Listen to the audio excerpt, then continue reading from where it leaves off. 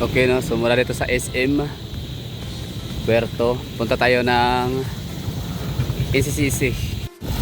Ang NCCC dito ay sa kabilang kalye lang. Pagkatawid natin, ayun, NCCC na. Kita na nga natin dito. Tanaw na. So para naman natin ma-review or ma-check kung ano nga ba hitsura nitong NCCC ngayon mula sa noon 2018. Kasi di pa naman ako nagpa-vlog nung araw na yon, hindi pa ako I mean may mga video na nga, sayang hindi ko lang talaga nakip. Nasira yung cellphone ko that time, tapos naka-built in yung storage room, kaya ayun, kasamang nawala, kasamang nasira, kaya wala talaga akong remembrance back then, no? So magkakaroon sana tayo ng comparison Puerto Princesa 2018 and Puerto Princesa 2025. Sayang.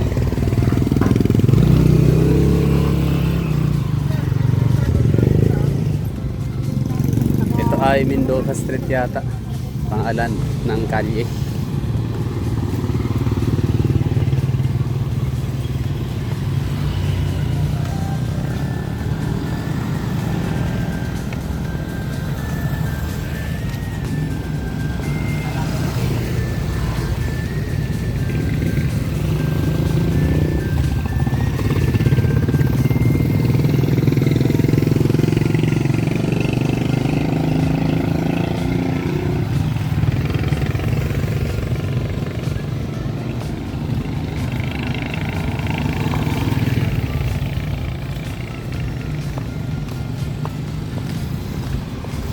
Yun lang, sama ko lang kayo.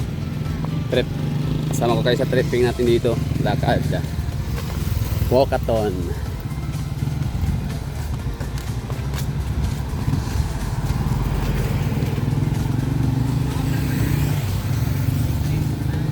So mas ma-appreciate mo pala ang Puerto Princesa kapag ikay naglalakad. I mean kapag ikay nagpupunta sa ibang bahagi nitong area nila, no? So just like Davao City, pag titignan mo yung Davao, akala mo walang tao kung sa City Hall ka, kung ikaw ay sa San Pedro Street.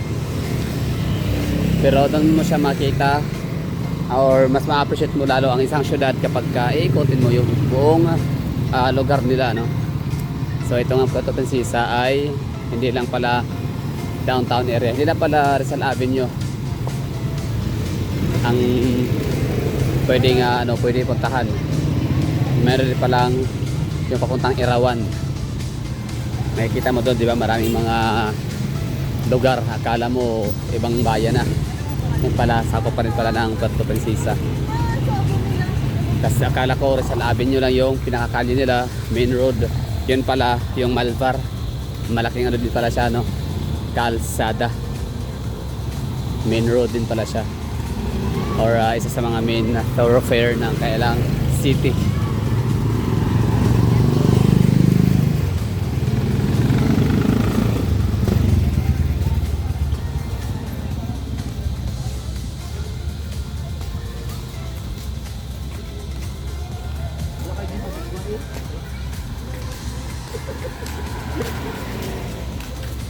Ano sa tingin niyo, no, sa inyong observation sa aking mga video?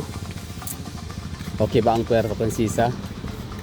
Meron ba siyang mga lugar na medyo resemblance sa inyong mga area? Or unique ang syudad ng Puerto Princesa? Walang kapareha, walang kamukha, walang kaitsura.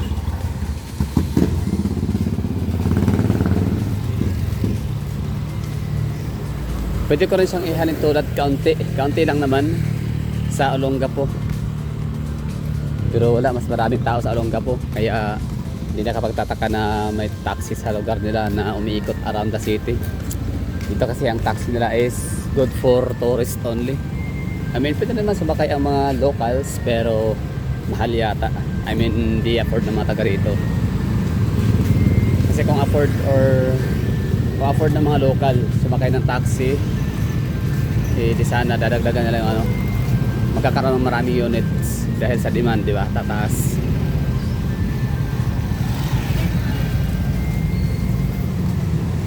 Paano ba yun? From airport papuntang City Hall, mamamasahe ka ng 400 pesos airport to City Hall taxi. Di ba yung City Hall na nadadaanan natin kanina? Yan yung may agriculture, tsaka yung Ace Memorial, ay ano, Ace Medical Center. Yun.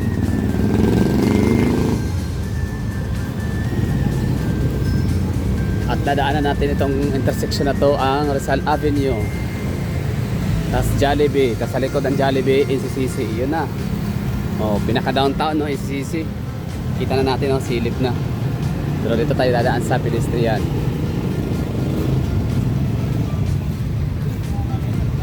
Ba't sila tumawid? Uy!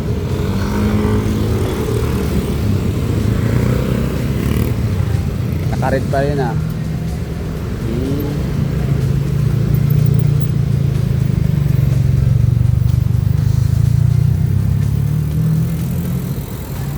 Rizal Avenue. So ito na yung pinaka main road, pinaka basic. Pinaka ano, yung Malvar na dinaanan natin kanina, yun sa may SM. Ano lang yun, mga parang secondary road nila sa syudad.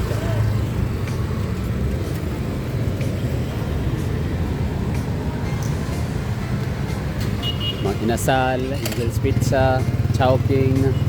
Angel's Pizza, meron tayo niyan sa Davao sa may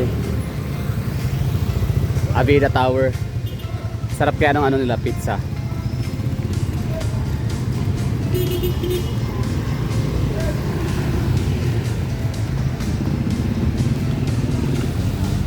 Medyo madilim ha dahil sa camera ko to. Gumamit ako ng ano, ng stabilizer. Kaya madilim.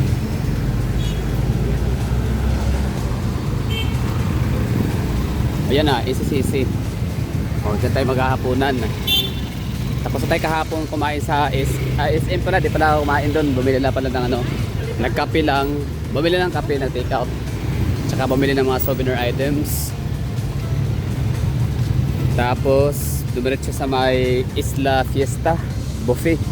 Sarap ng Isla Buffet, 450 pesos. Unlimited buffet syempre, no? Tapos puro chicken, yung paninda nila halos isa lang yung pork doon, pork kumba. So ngayon, isisisi naman tayo maghapunan.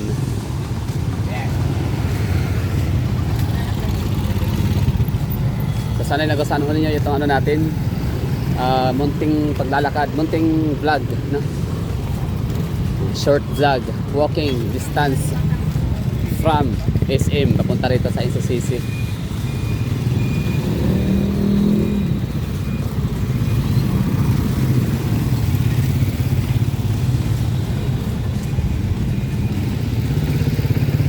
Okay, so we're done, no? So ito na yon, Mendoza Street walking vlog from SM to NCCC Mall of Puerto. Maraming salamat sa pagsama sa akin from SM papunta rito. Nilakad lang ho natin, ibig sabihin gano'n lang ho yun kalapit. So napaka reliable ho talaga ng source ho natin na tricycle driver na pwede mo na lang lakarin SM to NCCC. So next natin na video is NCCC tour and review vlog.